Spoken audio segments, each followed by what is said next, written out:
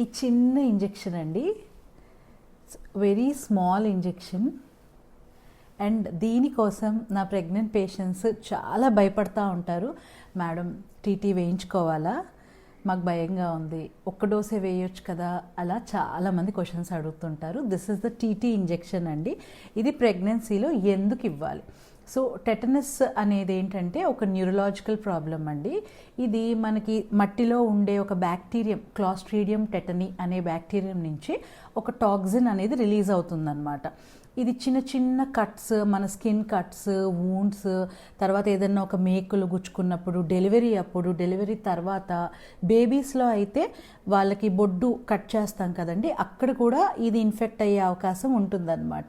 So ఇది prevent చేయడానికి మనం టీటీ ఇంజెక్షన్ అనేది ఇస్తాము. దీని డోస్ ఎలా ఉంటుందంటే, ఫస్ట్ వచ్చేసి ప్రెగ్నెన్సీ కన్ఫర్మ్ అవ్వగానే ఫస్ట్ డోస్ అనేది ఇచ్చేస్తాము. మళ్ళీ ఒక 1 month or 2 months ఆగి సెకండ్ డోస్ ఇస్తాం.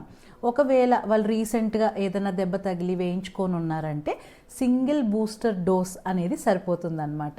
ఇది ఈ టెటనస్ ఇంజెక్షన్ తీసుకున్నప్పుడు దీనివల్ల మనకి యాంటీబాడీస్ అనేది మదర్ బ్లడ్లో ఫామ్ అయ్యి ఈ మదర్ నుంచి బేబీకి మాయ ద్వారా వెళ్తాయి.